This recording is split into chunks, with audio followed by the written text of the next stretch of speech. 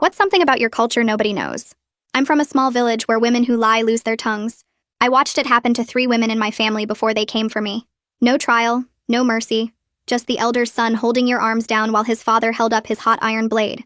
My mother said it kept us pure, but really it just kept us terrified. Speaking never felt safe. Even if you were sure you were telling the truth, nothing could stop someone from accusing you of lying. My brothers would taunt me, threatening to tell my parents I'd told a lie if I didn't do their chores for them. To them, it was a joke. To me, it was a living nightmare. Every time I went to the marketplace, I saw tongueless women begging wordlessly for coins and getting dirt kicked in their faces. I would do anything to make sure I didn't become one of them. My sister lost her tongue when she was 15. This married man had been following her around, and when his wife asked if my sister had encouraged him, my sister said no. The guy admitted everything the next day, but somehow that made her the liar for denying it. They did it in our kitchen while I hid under the stairs. The sounds still wake me up sometimes. After that, my sister couldn't eat solid food for months. She tried writing notes, but nobody wanted to read words from a liar. No man would marry her now. She joined the other tongueless women who haunted our market, pointing at things they needed, depending on their kids to guess what they wanted. Walking reminders of what happened when women forgot their place. Fear ran our whole lives. My cousin started stuttering because she'd check every word 3 times before saying it. My friend just stopped talking, pretending to be mute. Safer that way. When I turned 17, I worked at my uncle's fruit stand weighing rice for customers. The mayor's wife bought her usual 2 kilograms one day. But this time, she came back hours later saying I'd shorted her. I knew I'd given her the right amount because I always measured twice. But it didn't matter. She was Haram Rais al-Baladia, and I was nobody. The elders came for me that afternoon. They searched me and found nothing, but she insisted I'd hidden the rice that I stole. Her word against mine wasn't even a contest. By sunset, they announced I'd face judgment at dawn. My mother didn't ask if I was innocent because it didn't matter. Someone important had made an accusation. That night, Mom sat on my bed teaching me how to live without a tongue, which foods to avoid so I wouldn't choke, how to breathe through the pain when it happened. In the kitchen, I could hear them preparing the blade. The rasp of metal on stone and the heating of the fire went on for hours. I thought about running. The door was right there and the port city was only 2 days away. But leaving meant abandoning everything and hoping I don't die in the desert heat without water for 2 days minimum. Staying meant losing my voice forever. I lay there trying to decide what to do while they sharpened the blade. Dawn came fast. The elders arrived with the mayor, all of them looking satisfied that justice would be served. The Haram Rais al-Baladia sat in our best chair like she was watching a show. My uncle held my arms even though he'd known me since birth, knowing I'd never stolen. That's how it worked here. They forced me to my knees in the same spot where my sister had knelt. The elder's son grabbed my face, fingers digging into my jaw to force my mouth open. I could smell the alcohol on his breath, see the excitement in his eyes. He enjoyed this. He started dipping the blade into the fire, and my life flashed before my eyes. I would never speak again. I closed my eyes, preparing for searing pain, when suddenly, "Wait!" someone shouted from the doorway. My sister stood there holding a piece of paper, her scarred mouth set in a hard line. She couldn't speak, but she'd written something. The elder took the paper and his face went dark as he read it. He looked at the mayor's wife, then at the mayor. She claims she saw Haram Rais al-Baladia at the market yesterday. Says she saw her take extra rice when she thought no one was looking. The mayor stepped forward, his face turning red. "My wife is no thief." He looked at my sister with cold eyes. "But you already lost your tongue for lying, and your sister is about to lose hers." The elder nodded slowly. The tongueless woman writes lies to protect her sister. This changes nothing. He turned to his son. "Continue." The hot blade was taken out of the fire, and just when the elder's son was about to press it against my tongue, the mayor grabbed his arm. "No," he pointed at my sister. "If she spreads these lies about my wife, even in writing, it must be punished." His smile made my blood freeze. "We must take more than just the younger one's tongue. The silent one still has hands to write lies with." The elder considered this while my sister's face drained of color. "Yes," he decided. "Both of them. The tongue and the hands. Let's finish what we started with this family of liars." Requested Reads is on Spotify now. Check out link in the description or comments. The elder's son tightens his grip on my jaw while his father raises the heated blade toward my open mouth, and in that frozen moment I see my sister launch herself forward with a strength I didn't know she still possessed. She crashes into the elder's son with her full body weight, and the blade flies from his father's hand, clattering to the floor where it burns a black mark into the wood. The elder's son stumbles backward and his fingers slip from my face. The room explodes into shouting. The mayor jumps from his chair. The elder scrambles for the fallen blade. My uncle's hands loosen on my arms just enough for me to wrench myself sideways, and I scramble away from the kneeling spot where my sister bled years ago. My mother stands near the doorway but doesn't move to block our path, instead turning her face away as if she can't bear to watch what happens next. Her hands grip the doorframe, but she steps aside. My sister grabs my wrist with her scarred hands and yanks me toward the door while the elder's son struggles to his feet, his face twisted with rage. The mayor stands up from his chair shouting orders, but we're already moving, our bare feet slapping against the floor as we run. The elder yells something behind us, but I don't look back. My sister's grip on my wrist is so tight it hurts, but I don't care. We burst through the front door into the late afternoon heat and sprint down the dusty street while voices erupt behind us. Neighbors peek through windows and doorways but quickly retreat inside, closing shutters and doors as if they never saw us pass. No one will help us. No one ever helps. The sun beats down on my head and the packed dirt street burns my bare feet, but I keep running. My sister pulls me into a narrow alley between two houses, and we cut through someone's back lot where laundry hangs drying in the sun. I lose my left sandal when it catches on a rock and sharp stones cut into my bare foot, but I don't slow down because I can hear men's voices getting closer. Blood from my foot leaves marks in the dust. My sister drags me around a corner and through a gap in a fence. We squeeze between two buildings so narrow our shoulders scrape the walls. The men's voices grow louder. They're searching the streets. They're calling for others to help look. We duck into an abandoned storage shed at the edge of the village, pressing ourselves against the far wall in the dim light that filters through gaps in the wooden slats. My sister clamps her hand over my mouth even though I'm trying not to make a sound, and we hold completely still as heavy footsteps pass by outside. I can hear the elder's son cursing as he searches. Someone else is with him, maybe 2 or 3 men. They're checking every building, every hiding spot. The footsteps stop right outside our shed. I close my eyes and pray they don't look inside. My sister's hand presses harder against my mouth. Her other hand grips my shoulder. We don't breathe. After what feels like forever, the footsteps move away. After the footsteps fade, my sister releases me and pulls out a small pencil stub and scrap of paper she keeps in her pocket. She writes quickly and shows me the note. Desert or Blade? Choose now. Her scarred mouth is set in a grim line as she watches me read. I nod and whisper that we should wait until dusk when it's cooler and we can move with less chance of being spotted. My sister writes again. Highway, truck stop, 2 hours walk after dark. She's already thinking ahead while I'm still shaking from how close that blade came to my tongue. She knows the routes because she used to walk to the market before they took her tongue. She knows which paths avoid the main roads. We check our pockets and find almost nothing useful. I have a thin silver bracelet my grandmother gave me that might be worth something for trade or bribe. My sister has her pencil and paper, and the clothes on our backs are all we own now since we can never go home again. My foot throbs where the stones cut it. Blood has soaked through my remaining sandal. My sister examines the cuts and frowns. The afternoon drags on while we take turns sleeping in short shifts, our bodies cramping in the small space. My sister tears a strip from her sleeve and wraps my bleeding foot, her movements gentle despite her own pain from old scars that never healed right. The fabric helps stop the bleeding, but walking is going to hurt. Outside the shed, I can hear the village sounds continuing. People going about their day. Children playing, dogs barking, life moving forward like nothing happened, like 2 women didn't just escape their own mutilation. The heat makes the shed feel like an oven. Sweat runs down my back and my throat is so dry it hurts to swallow. My sister hands me a small piece of hard bread she had hidden in her pocket. It's stale and dusty, but I eat it anyway. She takes a tiny bite herself, then puts the rest away. We'll need food for the walk. The sun moves across the sky slowly. Every sound outside makes us freeze. Every voice that passes makes my heart race. But no one opens the shed door. No one finds us. As the light begins to fade through the slats, my sister writes out our plan on a new piece of paper. Stay off main road. Use back paths toward highway. Approach truck drivers at rest stop. Offer bracelet for ride to anywhere with city. It's not much of a plan, but it's all we have. We wait inside the shed until the light through the wooden slats turns orange and purple, and my sister pulls out her pencil again to write down what we need to do. Her handwriting is shaky but clear. Stay off the main road. Use the back paths toward the highway. Approach truck drivers at the rest stop. Offer my bracelet for a ride to anywhere with a city. She underlines the word anywhere twice, and I nod because I understand that anywhere is better than here. It's not much of a plan, but it's all we have. And when the sky gets dark enough that we can move without being easily spotted, we slip out of the shed into the warm evening air. The village is settling in for the night, and we can hear families inside their homes eating dinner and talking.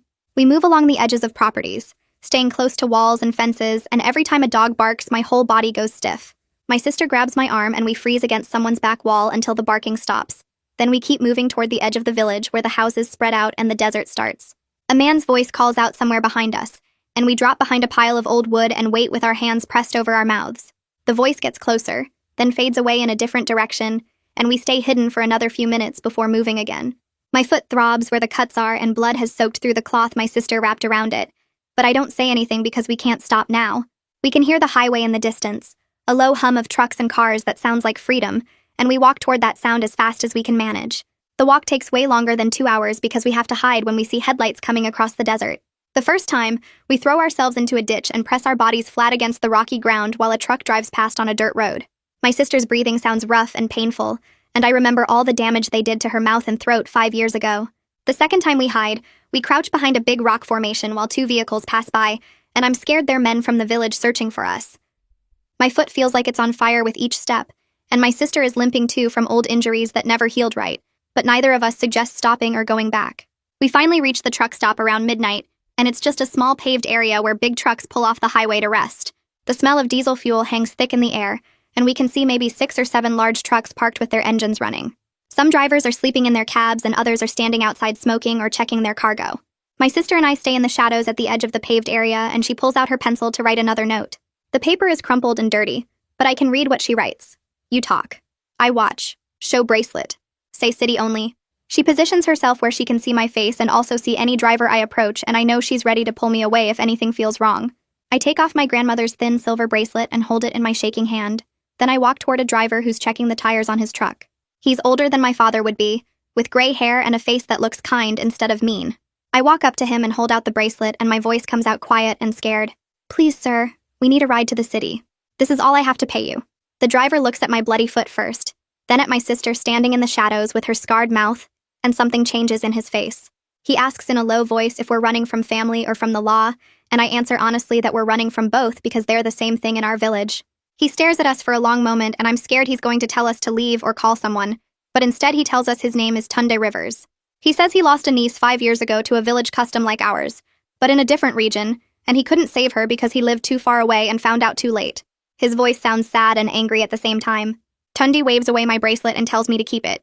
Then he says we can ride hidden under the tarp in his truck bed with his produce, but we have to stay completely quiet if he gets stopped at any checkpoint.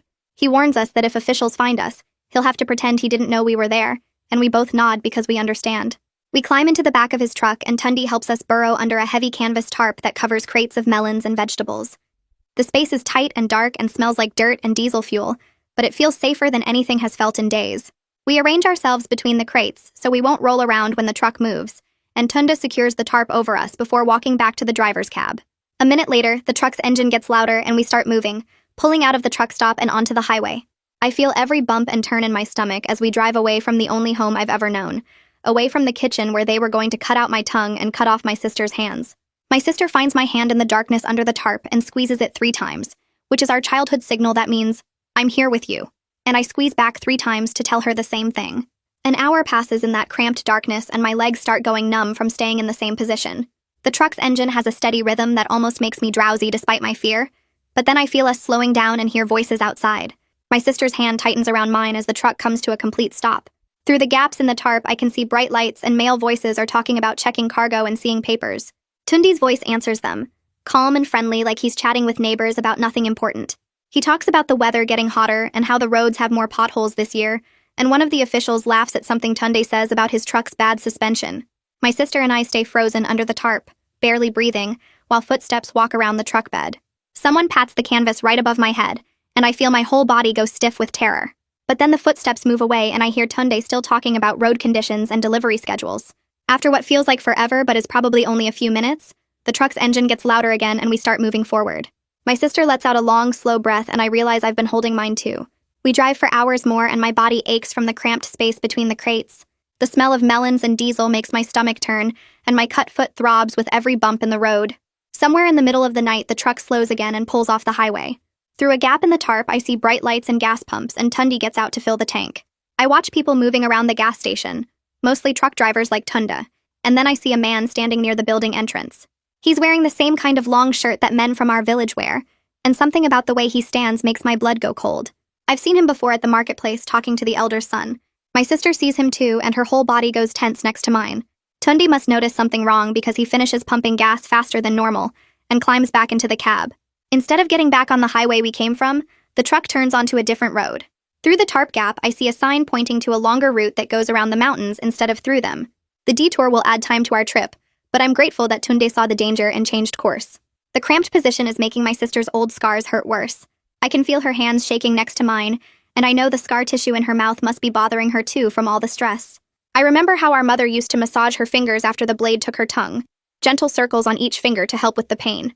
I start doing the same thing now, working my thumbs across her palms and fingers the way Mom taught me. My sister's breathing is fast and shallow at first, but after a few minutes it starts to even out. She squeezes my hand once to say thank you, and I squeeze back. We've been taking care of each other like this since we were kids. finding ways to comfort each other when our parents couldn't or wouldn't. During a quiet stretch of highway when there are no other vehicles around, Tunde's voice comes through the gap in the tarp. He tells us about his niece who lived in a different village with customs similar to ours. She was only 14 when the village elders came for her because someone accused her of lying about something small and stupid. Tunde's voice breaks when he describes how he lived too far away and didn't hear about what happened until it was already over. He couldn't save her because by the time he arrived, she'd already lost her tongue, and the village elders said the matter was closed. His niece died 2 years later from an infection that started in her mouth and spread. Tunde says he spent the last 3 years driving routes that take him past villages like ours, hoping he'd get a chance to help someone escape the way he couldn't help his niece. I want to tell him thank you, but my throat is too tight to speak, so I just press my hand against the tarp where his voice is coming from. The sky starts getting lighter and I can see the darkness under the tarp turning gray. We're moving through streets now instead of open highway, and through the gaps I see real buildings, tall ones made of concrete and glass instead of mud brick and wood. There are streetlights everywhere and paved roads without potholes and more cars than I've ever seen in one place. The truck slows and turns into a parking area next to a huge building with a red cross symbol on it. Tunde pulls into a spot and turns off the engine. Then he comes around to the back and lifts the tarp. The morning light makes me squint after so many hours in darkness. Tunde helps us climb down from the truck bed and my legs almost give out when I try to stand. He reaches into his pocket and pulls out some folded bills, pressing them into my hand. He points at the building and says the emergency room doctors here have to help everyone who comes in, no matter who they are or where they're from. He tells us to get our injuries treated and then figure out what to do next. Before I can thank him properly, he's already climbing back into his truck cab, and I watch him drive away, knowing he risked a lot to help 2 strangers. The hospital building is bigger than any structure I've ever been inside. My sister and I walk through automatic doors that slide open by themselves, and the emergency room is overwhelming with its bright fluorescent lights and busy staff in colored uniforms. There are people everywhere, some bleeding or crying, others just sitting in plastic chairs waiting. A woman at a desk asks what we need, and I show her my bloody foot and gesture at my sister. She types something into a computer and tells us to sit down, that someone will see us soon. We wait for maybe 20 minutes before a nurse calls my name and takes us to a small examination room with a bed covered in paper. A doctor comes in a few minutes later, a man who introduces himself as Wei Howard. He's younger than I expected a doctor to be, with kind eyes and careful hands. Wei treats my infected foot first, cleaning it with stuff that stings and wrapping it in proper bandages. Then he asks my sister if he can examine her scars, and she nods. Wei looks at her mouth with a small light, taking photos with a camera and writing detailed notes on a computer. He measures the scar tissue and documents everything he sees, his face serious but not disgusted like some people get when they see her. Wei asks gentle questions about what happened to us. His voice is soft and he doesn't rush us to answer. When I hesitate because I'm scared of what might happen if we tell the truth, Wei explains that he's seen cases like ours before. He says he works with people who've been hurt by their families or communities, and he knows how to document injuries in ways that can help later. He suggests we might want to make an official report to the police or social services. The idea makes my stomach drop because reporting means the village elders might find out where we are. I tell Wei, I'm scared that making a report will bring them here to finish what they started. Wei nods like he understands and says he'll note everything in our medical file either way, and that we can decide later if we want to use it for anything legal. A woman knocks on the examination room door and introduces herself as a hospital social worker. She explains that she works with a legal aid organization that helps people in situations like ours. She asks if it's okay to call someone who might be able to help, and when I nod, she takes out her phone and pages someone named Vivian Rashid. The social worker stays with us while we wait, asking basic questions about whether we have a place to stay or any family who can help. I tell her we have nowhere to go and no one to call. Within an hour, there's another knock on the door and a woman walks in carrying a worn briefcase. She has short gray hair and a serious expression that somehow feels kind instead of scary. She introduces herself as Vivian and shakes both our hands like we're important people instead of desperate runaways. Vivian pulls up a chair and sits down at our level instead of standing over us. She asks us to tell her what happened, and something about the way she asks makes me feel like she actually wants to hear the truth, instead of just going through motions. I start talking, and once I begin, I can't stop. I tell her about the mayor's wife and the false accusation, about the elder and his son with their heated blade, about my sister trying to protect me and how they decided to take both my tongue and her hands. Vivian listens without interrupting, and she doesn't flinch or look away when my sister shows her scarred mouth, or when I describe the blade being heated in our kitchen fire. When I finish talking, Vivian explains our options in clear, simple language. She says we can file for protection orders that would legally prohibit certain people from coming near us. We can press criminal charges if we want to, or we can just access shelter services while we figure out our next steps. She makes it clear that all of these choices are ours to make, that she's here to help with whatever we decide. My sister pulls out her pencil and paper and starts writing. She writes for a long time, filling both sides of the paper with her small, neat handwriting. She writes about what happened to her 5 years ago when that married man followed her around and his wife asked if she'd encouraged him. She writes about saying no and being called a liar even after the man admitted everything. She writes about the kitchen and the blade and the months of not being able to eat solid food. She writes about being treated like she was worthless because she couldn't speak anymore. When she finishes, Vivian reads everything carefully, and then asks if she can keep the statement. My sister nods. Then Vivian turns to me and asks if I'm willing to give a recorded testimony about what almost happened to us. She explains that the recording will be kept private unless we decide later to use it for legal purposes. I agree, and Vivian takes out a small recording device. I talk into it for maybe 15 minutes, describing everything from the moment the mayor's wife accused me of stealing rice to the moment we escaped. My voice shakes when I describe the elder son holding my jaw open and the blade coming toward my mouth, but I get through it. When I finish, Vivian stops the recording and tells us this is the first time anyone has created an official paper trail that proves what happened. She says that matters more than we might realize right now. The next morning, Vivian drives us to the central police station in her small gray car that smells like coffee and paper. My sister sits in the back seat writing notes on her pad while I watch the city streets pass by. Still not used to how many people live here compared to our village. The police station is a concrete building with metal detectors at the entrance, and officers in dark blue uniforms standing around looking bored. Vivian leads us to a desk where a tired-looking officer takes our names and tells us to wait. We sit on hard plastic chairs for almost an hour before another officer calls us into a small room with a table and recording equipment. The officer asks basic questions about where we're from and what happened, but he keeps frowning like our answers don't make sense to him. He calls in a translator even though we tell him we speak the language fine, and the translator sits there looking uncomfortable while we repeat everything we already said. The whole process feels wrong, like they're trying to make our story fit into forms and categories that don't match what actually happened to us. Vivian stays calm and professional, helping us clarify details when the officers seem confused about village customs and elder authority structures. My sister writes out additional information about the blade and the kitchen, and how many women in our village lost their tongues, and the officers take photos of her notes for their file. After 2 hours of questions and paperwork, the main officer tells us he'll need to contact the local station near our village to verify our claims.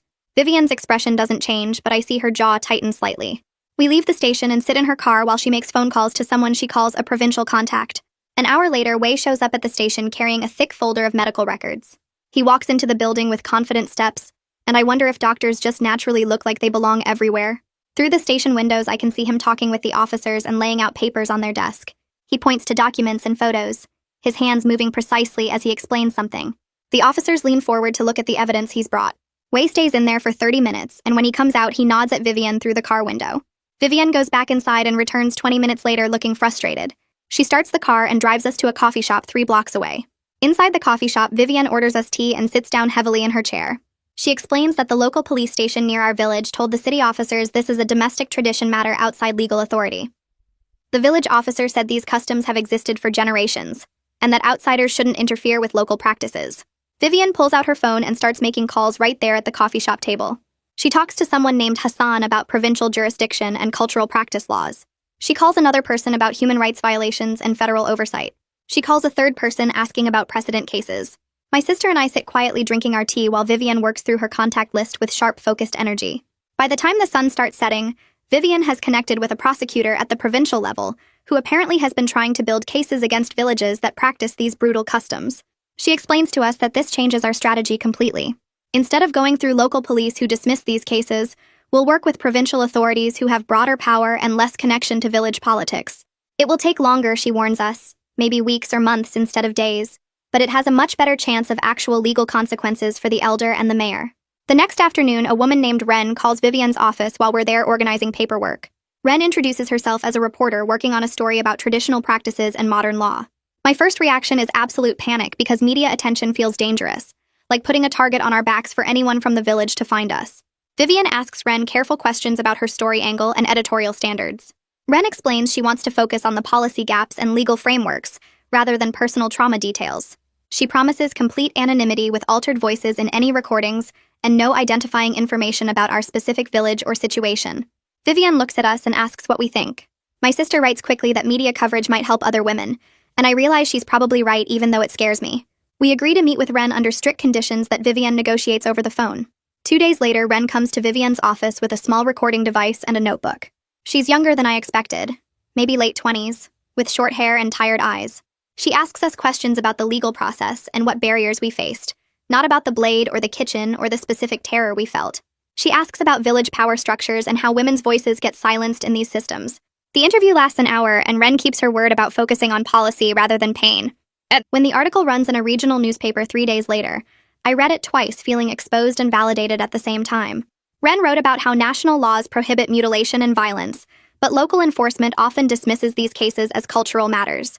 She interviewed legal experts about jurisdiction problems and discussed our case only as one anonymous example among several. Our specific details are changed enough that I don't think anyone from the village would recognize us, but the truth of what happened is still there in the facts she presents. The article generates immediate responses.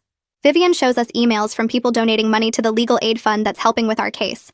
Some donations are small, maybe 10 or 20 currency units. Others are larger. People write messages saying they want to help women escaping these situations. But Vivian also mentions, without showing us, that the news outlet received threatening messages from people defending traditional practices and calling the article an attack on cultural values. We know both reactions exist in the world. The morning after the article publishes, my phone rings from a number I don't recognize. I almost don't answer, but something makes me pick up. My mother's voice comes through tight with fear. She tells me the mayor is furious about the article even though it didn't name him specifically. She says the village is in an uproar with people arguing about whether the old customs should continue. She warns us never to try coming back because it's not safe. Then her voice drops to a whisper, and she says she's proud we got away, that she should have helped us escape years ago. The call ends abruptly like someone walked into the room. 2 hours later, Vivian's office phone rings and it's my mother again, this time calling from a different number. She tells Vivian she's sending something important. Minutes later, Vivian's phone buzzes with an incoming photo message. The image shows our kitchen with the blade being heated in the fire, and there's a timestamp visible on a wall clock showing it's from the night we escaped. My mother took this photo secretly while they were preparing to take my tongue and my sister's hands. The premeditation is right there in the image. The careful preparation. The heated blade ready hours before dawn. My mother's act of sending this evidence feels like her own quiet rebellion against everything she was taught to accept. Vivian immediately opens her laptop and starts drafting emergency protective order applications. She works through the afternoon pulling together the photo evidence my mother sent, weighs detailed medical reports about our injuries, and our sworn statements from the police station.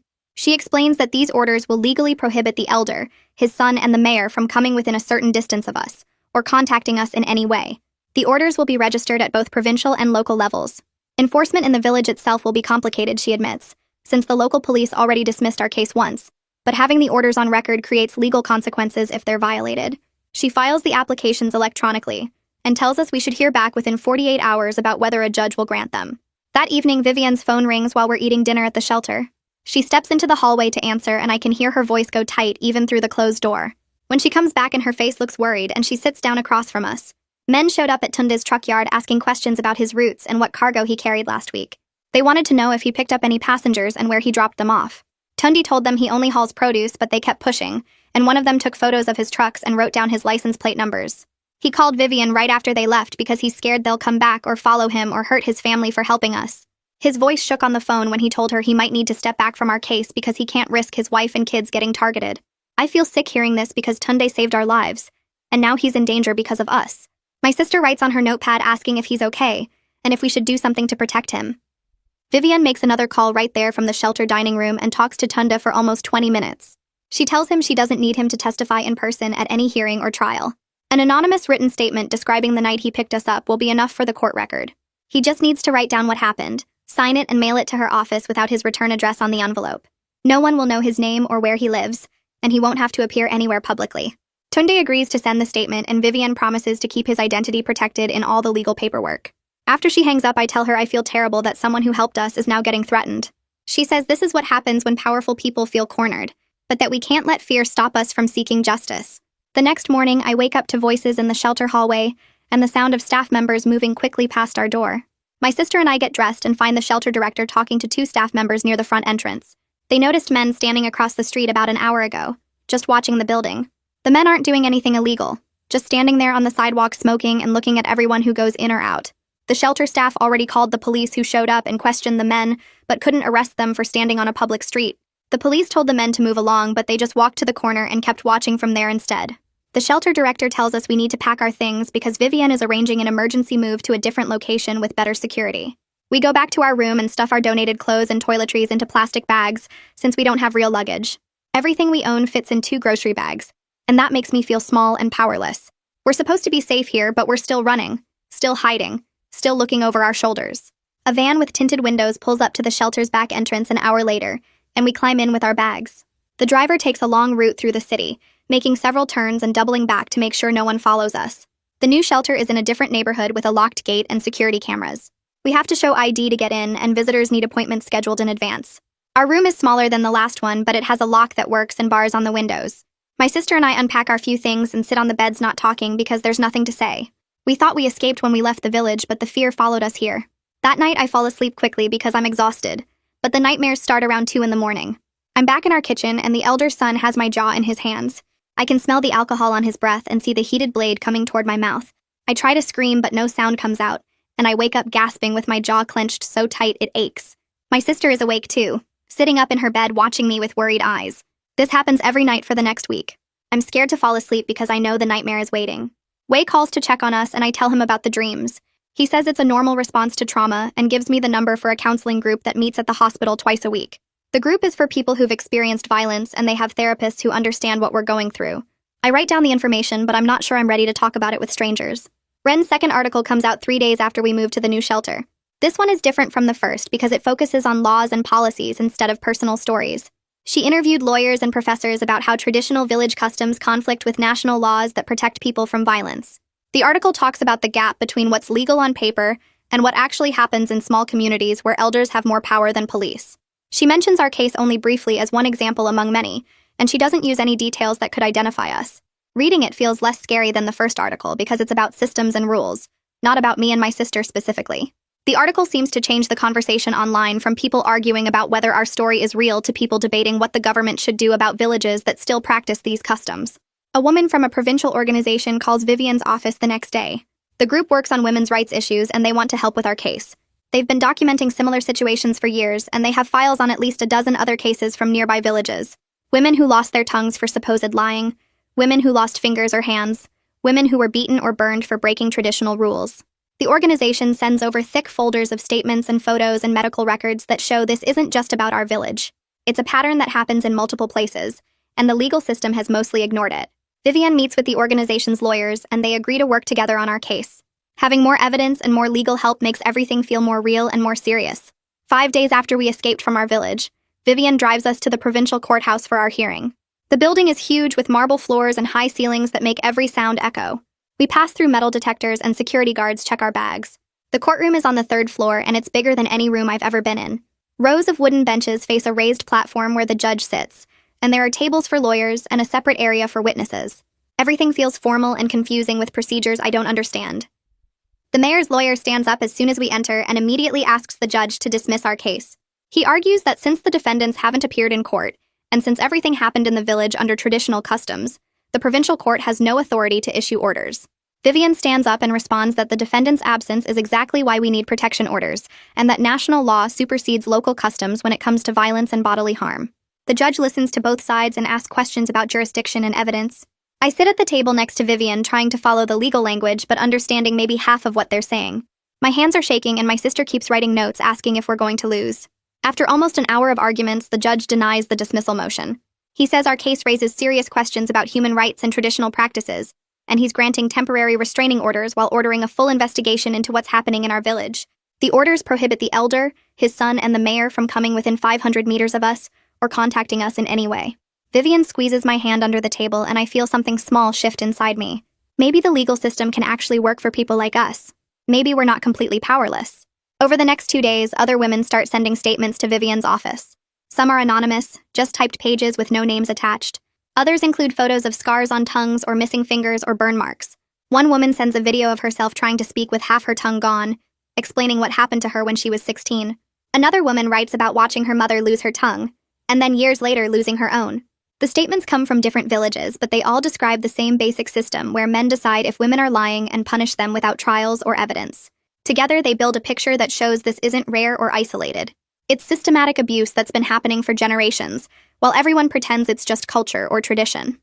The next morning, Vivian calls me at the shelter saying my uncle left a message on her office line overnight.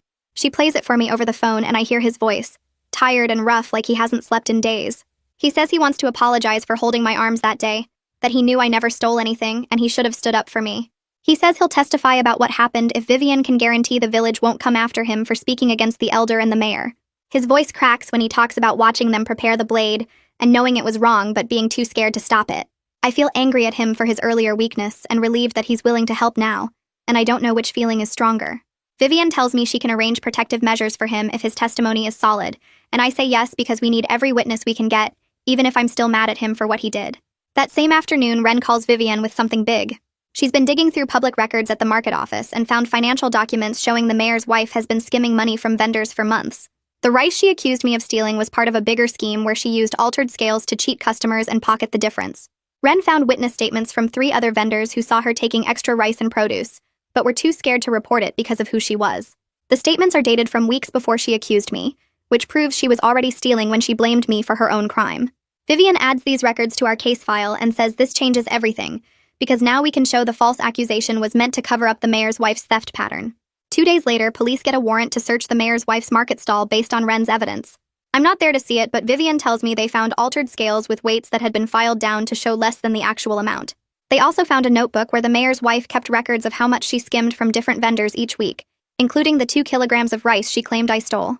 The police document everything carefully with photos and evidence bags, making sure the chain of custody is perfect, so nothing can be challenged in court.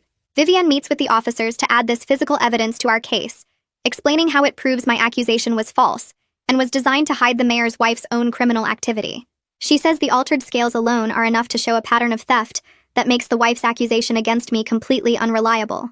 The provincial prosecutor reviews all the evidence and decides to file formal charges. Vivian calls me to her office to explain what's happening. The charges against the elder's son are attempted assault with intent to maim, which carries a penalty of 5 to 10 years in prison if he's convicted. The charges against the mayor are conspiracy and obstruction of justice for enabling his wife's false accusations and trying to use village customs to cover up her crimes. Vivian says these are serious charges that could mean prison time for both of them, not just fines or community service. She walks me through what each charge means and what the prosecution will need to prove, and for the first time I start to believe that maybe the legal system can actually hold powerful people accountable for what they did to us.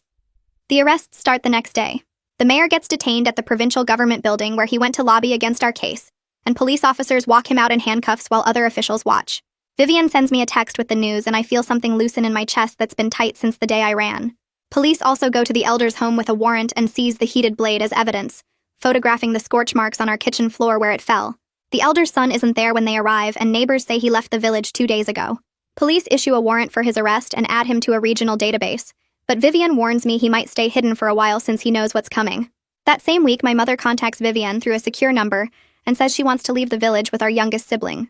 Vivian arranges for them to relocate to the city through a safe house program that helps families escaping dangerous situations. When they arrive, Vivian brings them to meet us at a neutral location, a community center with private rooms. My mother sees me and my sister and immediately breaks down crying, grabbing both of us and saying she's sorry over and over. She says she should have gotten us out years ago before my sister lost her tongue, that she knew the customs were wrong but was too scared to fight back. She holds my sister's scarred hands and apologizes for not protecting her when she was 15. My sister writes on her notepad that it's okay, that we're all here now, and that's what matters. Our youngest sibling stays quiet through the reunion, looking confused and scared by everything that's happened. We spend 2 hours together before the safe house staff say it's time to go, and my mother promises she'll testify if Vivian needs her to. 3 weeks after the arrests, the formal testimony hearing gets scheduled at the provincial courthouse. Vivian prepares us carefully, going over every detail of what happened, and making sure our stories match because they're true. The hearing day arrives and we enter through a side door to avoid any village supporters who might be watching. The courtroom has a privacy screen set up that hides us from the audience while we testify, though we can see the judge and lawyers. My sister goes first, writing her testimony on a tablet that gets projected on a screen for everyone to read. She describes watching the married man follow her when she was 15, being accused of encouraging him when she was rejected him, and then having her tongue cut out in our kitchen while I hid under the stairs. The defense lawyer tries to challenge her timeline, asking how she can be sure of dates from 5 years ago. But Vivian has prepared medical records from the village clinic that show my sister was treated for severe mouth trauma on the exact date she described. Then it's my turn, and I tell the whole story from the rice accusation to the blade being heated to my sister saving me at the last second. The defense lawyer pushes hard on why I didn't report the mayor's wife's theft earlier if I knew about it, and I explain that nobody reports powerful people in the village because reporting means punishment. Vivian backs me up with testimony from other vendors who saw the same pattern but stayed silent out of fear. The defense challenges Tunde's written statement, arguing it's unreliable since he won't appear in person to be cross-examined. The lawyer suggests Tunde might have made up his story to help us, that there's no way to verify he actually picked us up that night, or that we were really running from the village. Vivian signals to Ren, who's sitting in the gallery, and Ren brings forward a folder of documents. She's pulled highway toll records showing Tunda's truck passing through the checkpoint near our village at the exact time he said he picked us up. She also has truck weigh station timestamps from later that night showing his truck was heavier than usual, consistent with carrying extra passengers hidden under the tarp. The defense lawyer tries to argue this is circumstantial, but the judge seems impressed by how thoroughly the timeline has been documented. Wren's evidence turns Tunda's affidavit from a questionable statement into a corroborated account that matches all the physical evidence. Wei testifies next, and his medical documentation becomes the strongest part of our case. He describes examining my sister's tongue scars in clear, objective language, explaining how the scar tissue pattern is consistent with a heated blade injury that happened years ago.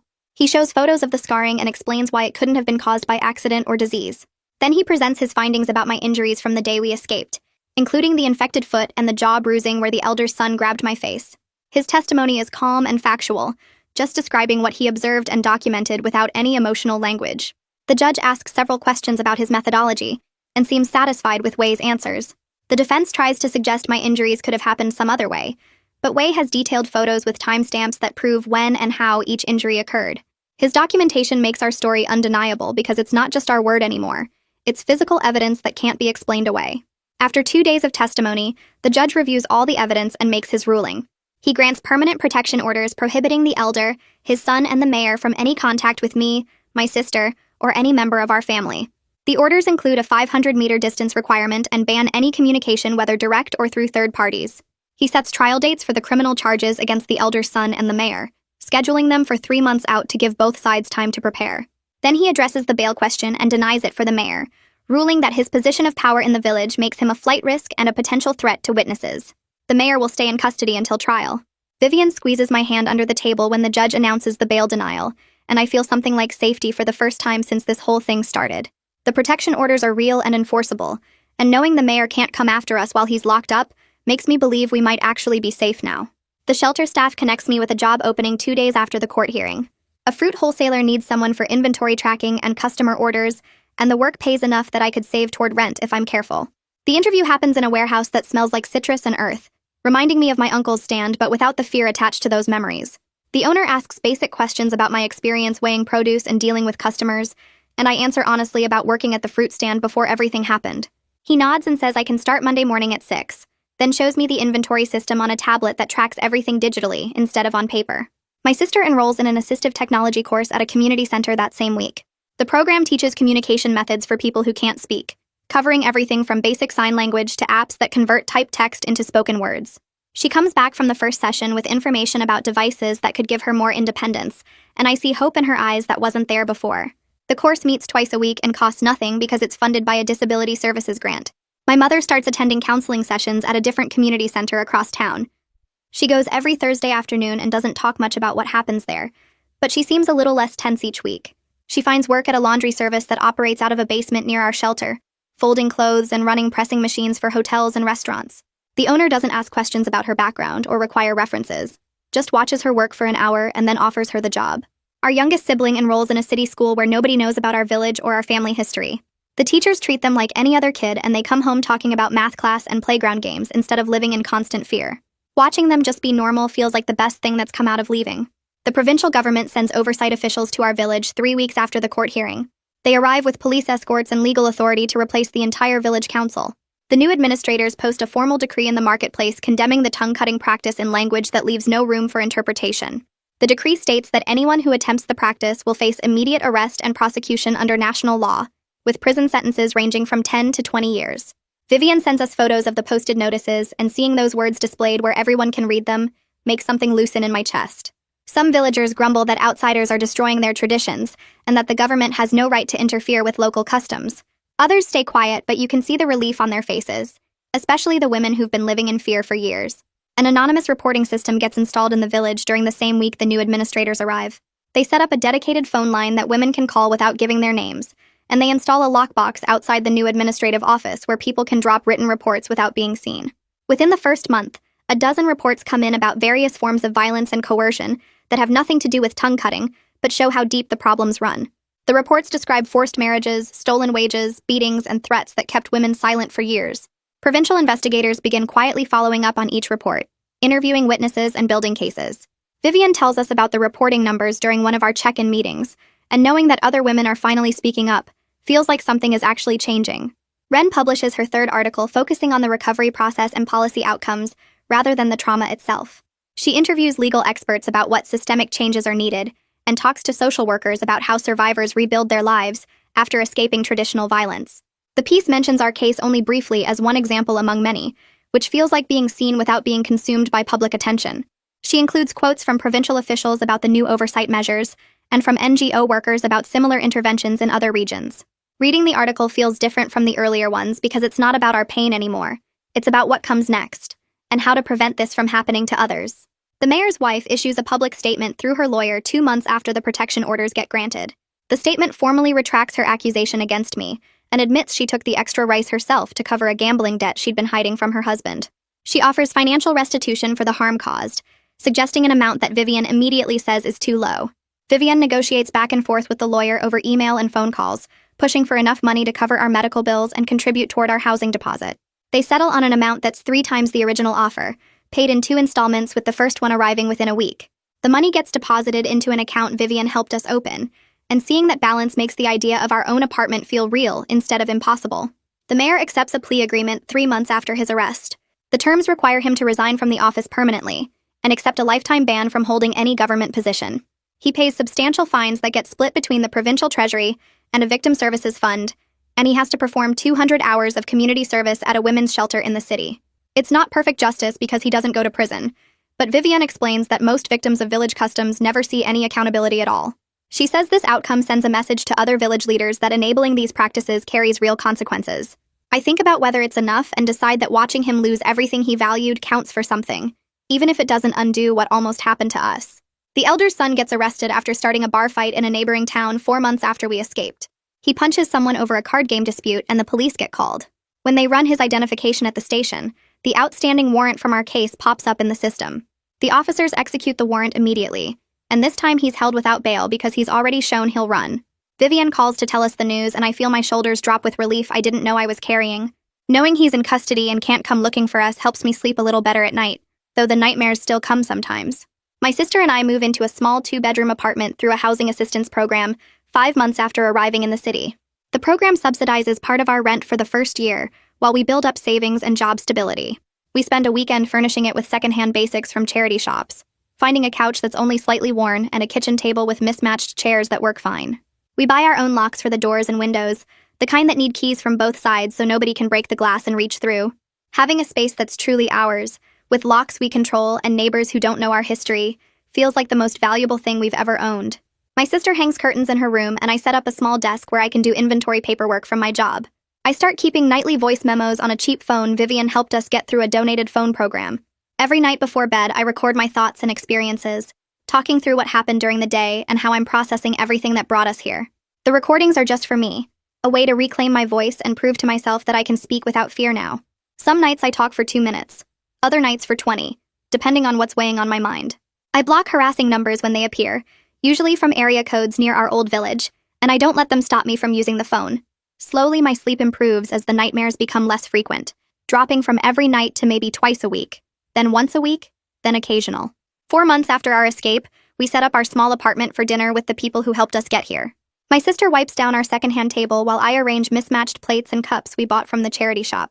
Tunde arrives first carrying a crate of fresh mangoes and oranges from his delivery routes, setting them on our kitchen counter with a smile.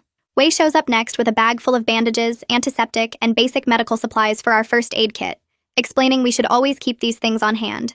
Vivian walks in holding a folder of papers, and when she opens it, I see official stamps and signatures on documents that say, "Our case is officially closed," and the protection orders are permanent. Ren brings her published articles printed and bound in a simple folder, 3 pieces that told our story without exposing us, focusing on policy changes instead of our trauma. We crowd around our small table, passing plates of rice and vegetables, and Tunde raises his cup of water. We all lift our drinks and toast to boring, ordinary days ahead, to the simple freedom of speaking without fear, to sleeping through the night without nightmares. The conversation stays light, and we laugh about small things like Wei's terrible parking and Vivian's coffee addiction, normal topics that have nothing to do with villages or blades or running. After everyone leaves, my sister and I wash the dishes together in our tiny kitchen, and the quiet feels comfortable instead of scary. I wake up each morning now in a place where no one is sharpening blades in the kitchen, and that quiet relief is enough. My sister and I go to our jobs, come home, cook dinner together, and plan for things like saving money for better furniture or maybe taking a class at the community center. It's not a fairy tale ending with everything perfect and tied up neatly. I still have bad dreams sometimes, and my sister's scars still ache when the weather changes. But this life is ours, and we built it ourselves. And knowing we're safe here makes even the hard days feel possible. We don't have profound insights about justice or healing, just the daily routine of living without fear.